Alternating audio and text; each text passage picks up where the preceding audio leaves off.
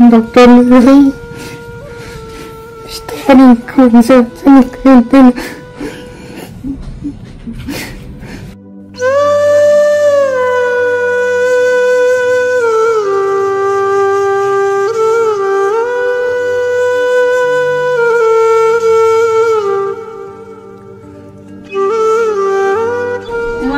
सुतिराख्नुहुन्थ्यो अनि शुद्ध हस्पिटल लिएर गएपछि अचानक 5 थरका बुद्धराज जीवन र मरणको दोसाँतमा झापामा छन्।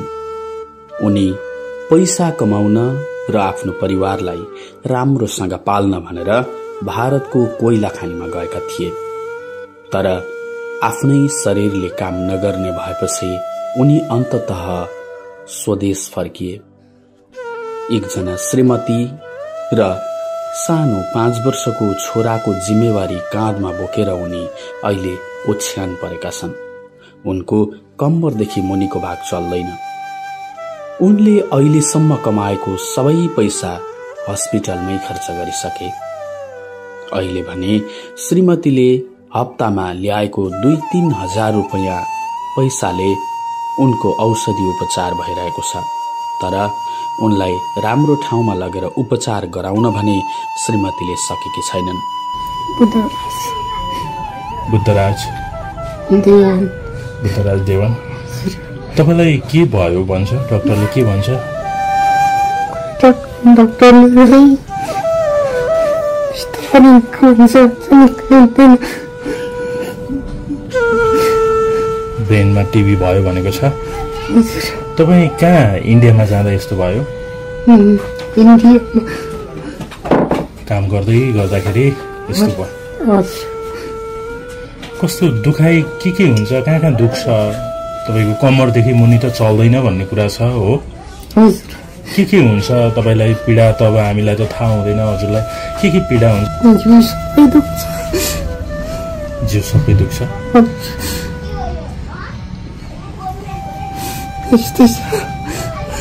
अहिले तपाईको पारिवारिक अवस्था कतिजना हुनुहुन्छ? के छ?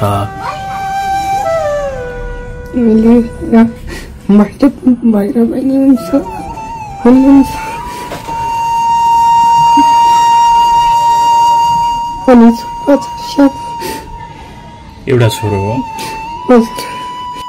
छोरा आफ्नो बाबाको त्यो अवस्था देखेर ठुलो हेर्छन् र आँखाबाट आँसु झार्नु सिवाय अरू केही गर्दैन। छोराको अनुहार हेरेर पनि धेरै मान्छेले सहयोग गरिदिनुहुन्छ कि भन्ने हाम्रो पनि अपेक्षा हो। छोरा अहिले 1 कक्षामा पढ्छन्। उनलाई स्कुल पढाउन त कि आफ्ना श्रीमानको उपचार गराउन समेत श्रीमती मनितालाई धौधौ छ।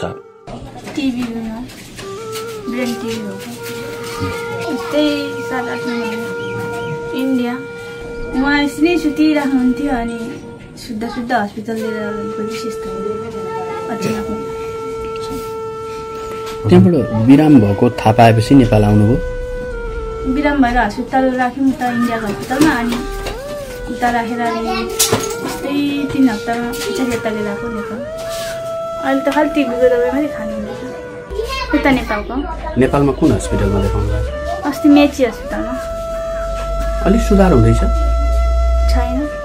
उस्तै छ। डाक्टरले के भन्छ? डाक्टरले त निको हुन्छ भन्छ। कति खर्च लाग्छ? यति खर्च लाग्छ भनेर केही भन्नुभएको छ? तोक्नु भएको? त्यो त भन्नुभएको छैन। टिभीको दबाई खायो भने निको हुन्छ भन्नुभएको छ। अन्त यदि त फ्याक्ट्रीमा काम गरेर यसो हेरिरहेको छु। तपाईँ फ्याक्ट्रीमा काम गर्नुहुन्छ? कति दिन्छ फ्याक्ट्रीबाट? दिनमा 800 रुपियाँ। 800 रुपियाँ दिन्छ। त्यही ल्याएर चाहिँ अहिले उपचार दबाईहरू पनि खुवाउनुहुँदैछ, खाना पनि खानु? पिसाब पाइपहरू फेर्दैछ। पिसाब पाइपहरू मात्रै फेर्नुहुँदैछ अहिले?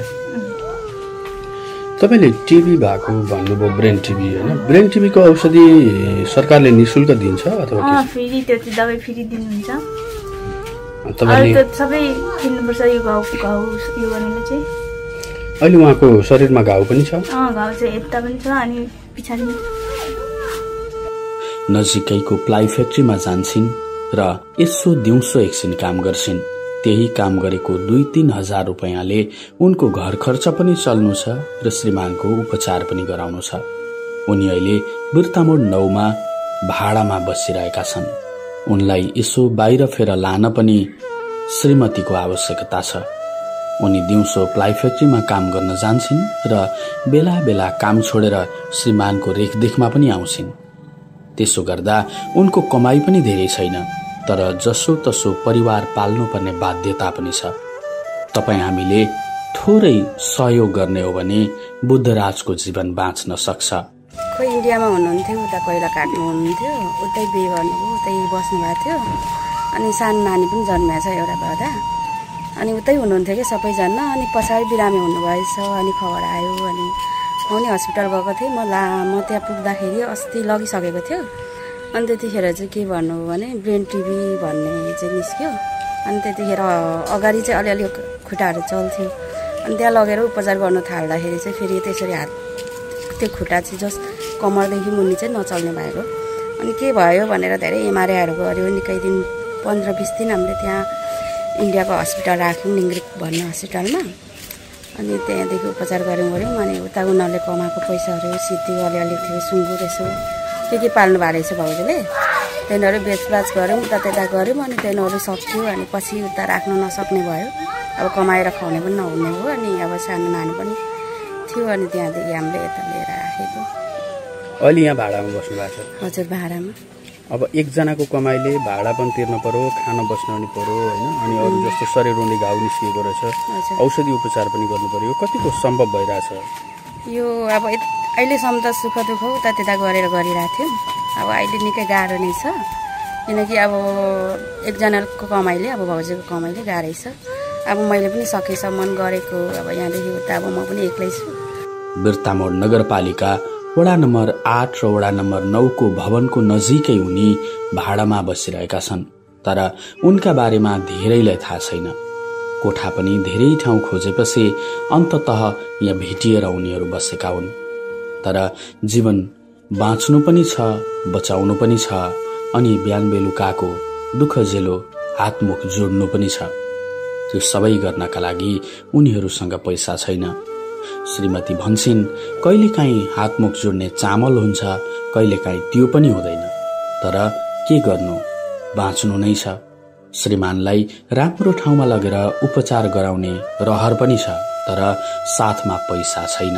तपाईँ हामीले सकेको सहयोग गर्यौं भने बुद्धराजको जीवन बाँच्न सक्छ। हुन त ब्रेन टिबीको औषधि सरकारले निशुल्क दिएको छ, तर अस्पतालसम्म जाने कुनै साधनलाई भाडा तिर्न सक्ने स्थिति छैन। त्यही माथि उनको कम्मरदेखि मुनिको भाग चल्दैन। कम्मरदेखि मुनिको भाग खुट्टामा घाउ पनि निस्केको छ। त्यसको ड्रेसिङ अनि दैनिक पेसाब पाइप परिवर्तन सफा गर्नुपर्ने बाध्यता छ, तर त्यो सबैका लागि पैसा छैन। अन्ततः श्रीमान रुँदै ओछ्यानमा बस्छन् अनि श्रीमती र छोरा छेउमा बसेर आँखाभरि आँसु पार्दै टुलु टुलु हेरिरहेका छन्। छोरालाई आफ्नो बाबाको बारेमा थाहा छ, तर उनी केही गर्न सक्दैनन्। कलिलै उमेरमा यति ठूलो पीडा बोकेर छोरा बाँचिरहेका छन् अनि श्रीमती पनि त्यही पीडा हेरिरहेकी छिन्।